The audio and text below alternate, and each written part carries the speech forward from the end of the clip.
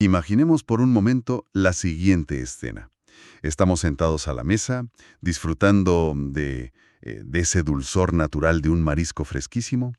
Un buen comienzo, desde luego. Sí, sí. Sentimos el crujido perfecto de los vegetales al morder. La temperatura es la ideal. O sea, el ambiente del local parece diseñado a medida para nuestro estado de ánimo de esta noche. Todo fluye. Ajá.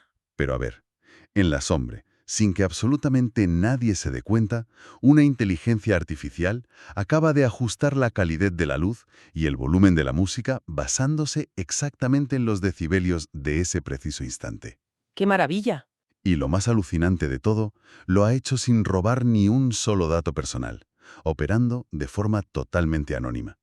Parece el inicio de una novela de ciencia ficción, ¿no? Pero no lo es. Bienvenidos a esta nueva inmersión profunda.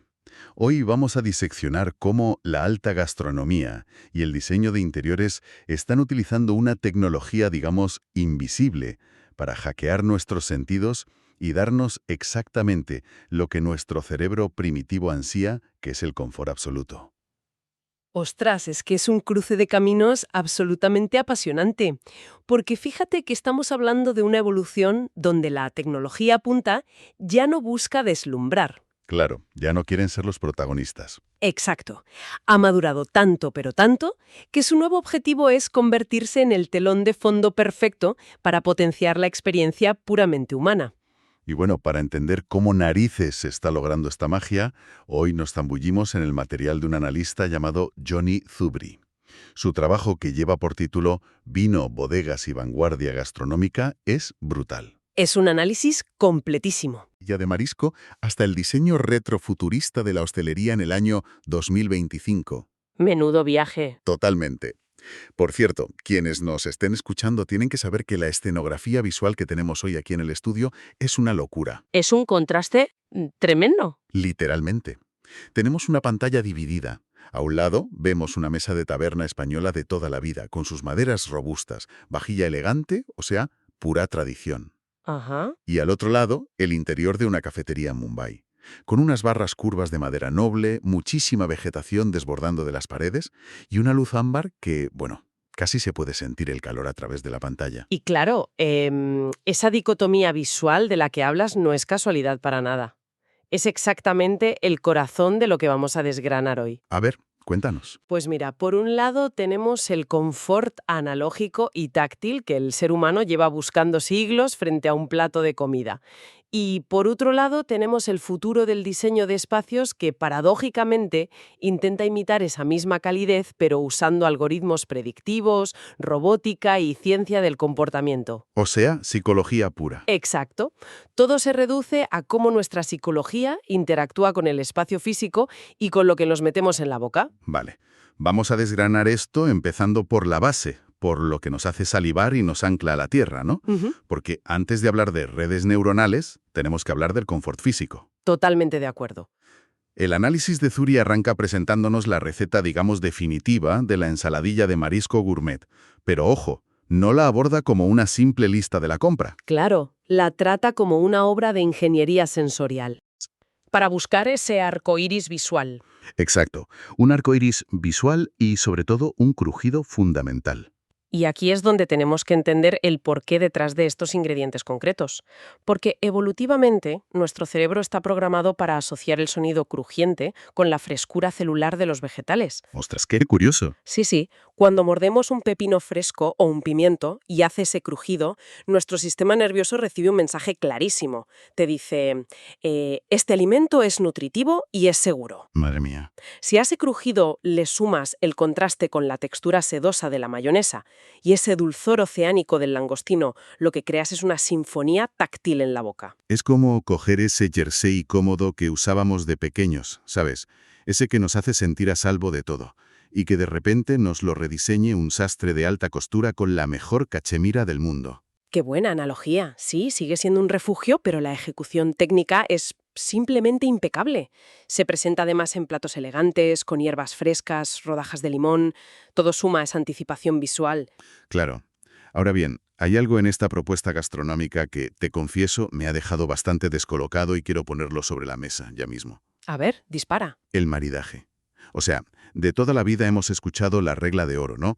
Pescados y mariscos van con vino blanco. Eso es de primero de sumillería. Sí, es lo que te enseñan siempre. Pero es que para esta ensaladilla recomiendan un tinto.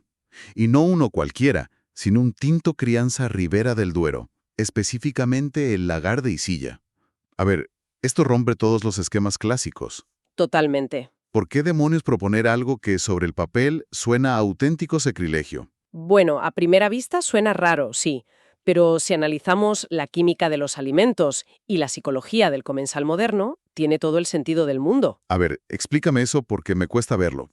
Pensemos en lo que realmente compone este plato. No estamos hablando de una merluza al vapor, ligerita. Estamos hablando de una ensaladilla muy estructurada que tiene una cantidad importante de grasa y densidad por la mayonesa. Ya, claro, es pesada. Exacto. Si tú acompañas toda esa densidad con un blanco muy ligero, el vino desaparece. Es que la textura del plato lo aplastaría por completo. En cambio, un tinto crianza de Ribera del Duero tiene taninos, Ajá, los famosos taninos. y los taninos actúan a nivel químico como pequeños limpiaparabrisas en el paladar. Ostras, qué buena imagen. Limpia parabrisas. Sí, se unen a las proteínas y a las grasas y te limpian la boca en cada trago. Eso te invita a dar el siguiente bocado con el paladar fresco. Claro, o sea que es una decisión que directamente ignora el manual clásico para priorizar algo mucho más visceral, ¿no? El confort físico del que la está comiendo. Exactamente. Se busca la contundencia y el placer absoluto saltándose las reglas si hace falta. ¡Qué maravilla! Pues ese confort del que hablas, esa sensación de estar como en casa al comer, me hace pensar en lo extremadamente frágil que es esa burbuja. Uy, frágil no, fragilísima. Claro, porque podemos tener la ensaladilla perfecta, el vino perfecto delante de nosotros, pero si el camarero está estresado perdido o si el ambiente es frío y las luces parecen de la sala de espera de un hospital, pues toda esa magia se va al traste en un segundo. Se desmorona por completo, ¿sí? Y aquí es donde damos un salto alucinante hacia el futuro en el análisis.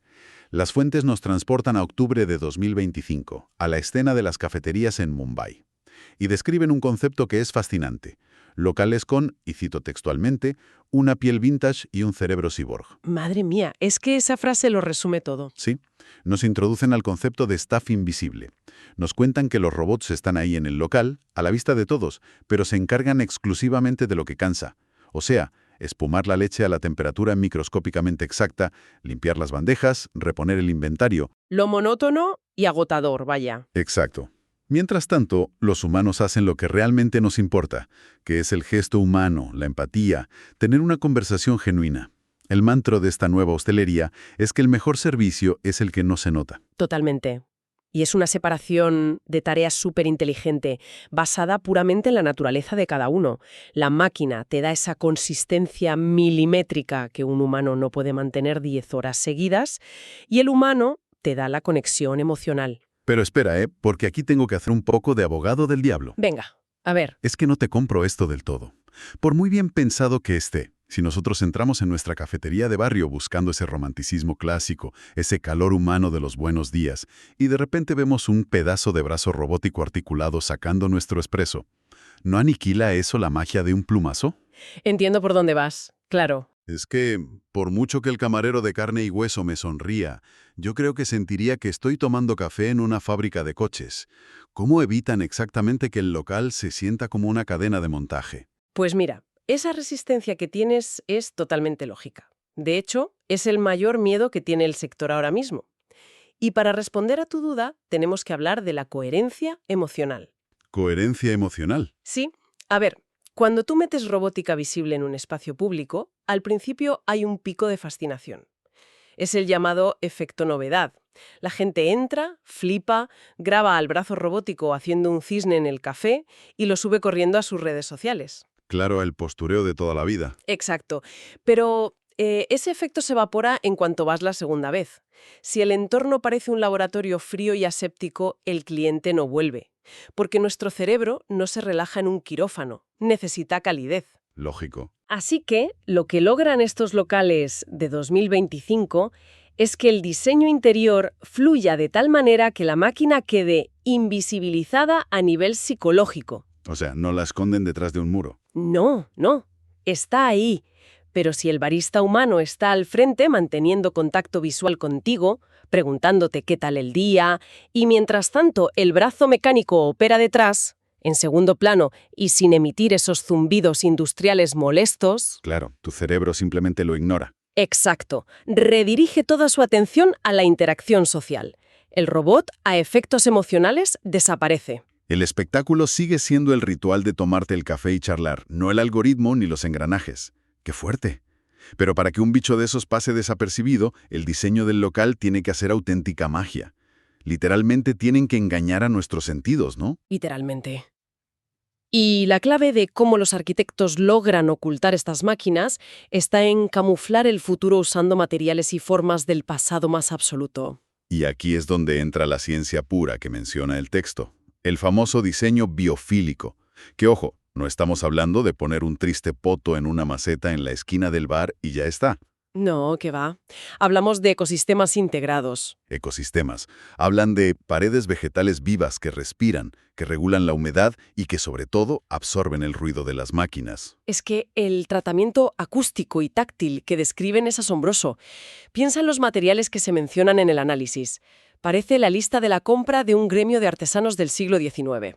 A ver, cuero envejecido, madera gruesa tratada con aceite, piedra natural. Musgo vivo, latón bruñido... Todo eso. Hay una premisa vital en el diseño de estos nuevos espacios, que dice que el confort empieza en la superficie. Me encanta esa frase. Y la ciencia detrás de esto es maravillosa. Fíjate que han medido acústicamente locales hechos con terrazo y acero inoxidable y los han comparado con estos locales revestidos de materiales naturales. Me imagino que la diferencia será abismal. Completamente. El tacto vintage y las superficies porosas no solo se comen las frecuencias altas y los ecos que te ponen la cabeza como un bombo, sino que además, al tocar una mesa de madera aceitada, nuestro sistema nervioso segrega neuroquímicos que asociamos a la seguridad y a la familia. O sea, básicamente, la arquitectura del local le está dando a nuestro sistema nervioso un abrazo cálido y orgánico para distraernos del hecho de que justo al lado un pedazo de algoritmo está calculando los milisegundos de extracción de nuestro café. Es un truco de ilusionismo arquitectónico en toda regla. ¡Qué locura! Y fíjate que es la paradoja más poética de toda esta tecnología moderna. Para que una tecnología tan avanzada, con todos sus mantenimientos predictivos y sus movidas plug and play, sea aceptada sin generar ansiedad. Necesitamos rodearnos de lo más primitivo. Exactamente. Necesitamos los materiales más analógicos posibles. La naturaleza actúa como un escudo emocional, como un amortiguador. El futuro solo entra bien cuando se disfraza hábilmente del pasado. Es brillante. Y bueno, ojo, porque la ciencia del comportamiento detrás de este diseño baja al milímetro en la arquitectura. Los datos sobre cómo reacciona nuestro cerebro al espacio físico tienen tela. Sí, la comparativa de las formas es súper interesante. Es que comparan los locales con diseño orgánico, o sea, barras curvas, pasillos sinuosos, sillas sin esquinas, frente al diseño rectilíneo clásico que todos conocemos de toda la vida. Y resulta que las curvas reducen drásticamente la carga cognitiva. Y la percepción del ruido, ojo. Sí, sí. Pero atención a este dato, porque me dejó de piedra. Dicen que aumenta el tiempo de permanencia del cliente en el local entre un 25 y un 40%. ¿Es una barbaridad? Casi la mitad de tiempo extra, simplemente por haber limado las esquinas duras. ¿Por qué demonios reacciona así nuestro cerebro? Bueno, esto es biología evolutiva pura y dura. Pensemos que nuestro cerebro primigenio se desarrolló en entornos naturales, en la sabana, en los bosques. Claro, y ahí no hay líneas rectas. Eso es, en la naturaleza no existen los ángulos de 90 grados perfectos. Así que nuestro centro del miedo, que es la amígdala, asocia inconscientemente los bordes afilados y las esquinas con un peligro físico, con algo cortante. Madre mía, así que estamos en alerta sin saberlo en un bar normal. Totalmente, cuando entras en un local lleno de mesas cuadradas y pasillos rectos, tu amígdala tiene que estar calculando trayectorias todo el rato para no chocarte. Estás en microalerta perpetua. Ya, y te cansas antes. Claro. Sin embargo, al quitar las esquinas y poner barras curvas y un flujo muy orgánico, ese sistema de radar de amenazas se apaga directamente. El cuerpo se relaja, la carga cognitiva cae en picado y, claro, un cliente que no está estresado confía más. Y se queda más tiempo. Pide otra copa de vino y, lo más importante, vuelve. Tiene muchísimo sentido, la verdad. Vale, recapitulando. Tenemos un plato hiper reconfortante y un espacio físico que nos abraza con maderas aceitamas, curvas evolutivamente seguras y plantitas que esconden robots. Todo muy bonito. El diseño físico nos relaja. Pero, Llega el pero. llega el pero. Una vez que el espacio nos hace sentir tan a gusto, ¿qué pasa con el espacio digital? Porque si un local de 2025 es tan sumamente listo que ajusta la luz y sabe lo que vamos a pedir casi antes que nosotros, sabe demasiado. Ya el miedo a ser vigilados. Exacto. Eso huele a gran hermano que tira para atrás. Huele a que están recopilando nuestros datos sin parar mientras nos comemos la ensaladilla. Y aquí tocamos el hueso de la mayor ansiedad de nuestra época, que es la privacidad. Pues mira, ese es justo el grandísimo reto ético y tecnológico que resuelve esta nueva hostelería de la que hablamos. Y la solución que plantean a nivel de software es brillante. Operan con inteligencia artificial contextual, no identitaria. Contextual. Vale, tradúceme eso a nivel técnico, por favor. Imaginemos la carta digital o el ordenador central del restaurante. Este bicho es capaz de bajar el ritmo de la música si los sensores detectan que la gente está hablando muy alto, o de cambiar el tono de las luces y de repente se pone a llover en la calle. Muy de película. Incluso te hace recomendaciones basándose en lo que esa mesa concreta lleva pedido esta noche. Pero la línea roja, la regla de oro infranqueable, es que todo, absolutamente todo, opera on-device. O sea, es decir, que el procesamiento de esos datos se hace localmente, en el ordenador físico que tienen allí metido y no se sube a ninguna nube de una corporación externa, ¿verdad? Exactamente. Es como si el sistema fuera un circuito cerrado sin tuberías que saquen los datos fuera. La inteligencia artificial interpreta el contexto de ese segundo exacto, o sea, la luz, el ruido, lo que estás pidiendo, reacciona en milisegundos, y en el instante en que tú pagas la cuenta y te levantas de la silla, esa memoria RAM se borra de forma permanente. Desapareces. Nunca se guarda tu nombre, no cruzan datos con tu Instagram ni tu Facebook, no existe un historial tuyo allí. O sea, volvemos a la analogía del camarero de toda la vida, pero con una memoria a corto plazo impecable. Exacto, un camarero amnésico, pero muy atento. Claro, sabe perfectamente la vibra que tenemos en la mesa, si estamos bebiendo rápido, si queremos intimidad o si venimos con ganas de juerga, pero no tiene ni la más remota idea de cómo nos llamamos, ni le importa en absoluto quiénes somos en cuanto cruzamos la puerta. Es que esa es la verdadera sofisticación hoy en día. Y fíjate, hay un detalle en el informe que me parece una declaración de intenciones maravillosa, y es la frase que usan: la privacidad es el nuevo lujo. ¡Qué gran frase, sí! Es que esto llega a un punto tan, digamos, tangible, que explican que cada mesa incorpora un botón físico de modo clásico. Eso es fascinante. O sea, si todo este rollo del entorno inteligente nos agobia o nos parece demasiado intenso, le damos a ese botón físico ¡clac! Los algoritmos se apagan en tu zona y la experiencia vuelve a ser puramente analógica. Te traen tu carta de papel impreso y cero intervención digital. El poder absoluto de desconectar. Y fíjate que ese botón físico es la clave psicológica maestra de todo este asunto. Al darle al cliente el poder absoluto para matar a la tecnología con el dedo, consigues paradójicamente que confíe muchísimo más en ella. Claro, ya no te impone respeto, tienes tú el control. Exacto. La tecnología aquí ya no se impone con arrogancia. Se ofrece suavemente como un extra opcional. Y a nivel estético, todo esto lo envuelven en una tendencia visual que me ha hecho mucha gracia. La han bautizado como Cyberglam. Sí, el cyberglam. Es una mezcla muy curiosa. Si recordamos algunas galas de premios de estos últimos años, tipo los MTV VMAs, con actuaciones de Lady Gaga o de Ariana Grande, captamos rápido la esencia. No hablamos de un festival de luces de neón cegadoras y distópicas en plan Blade Runner. Para nada, eso ya está superado. El cyberglam aplicado a la hostelería es pura elegancia geométrica. Hablamos de iluminación arquitectónica, pero de altísima precisión, que casi acaricia las superficies de madera en lugar de deslumbrarte. Y tienen una máxima de diseño brutal. El exceso mata la emoción. La pureza emocional requiere un control absoluto del brillo. El exceso mata la emoción. Es que es una verdad como un templo. Totalmente.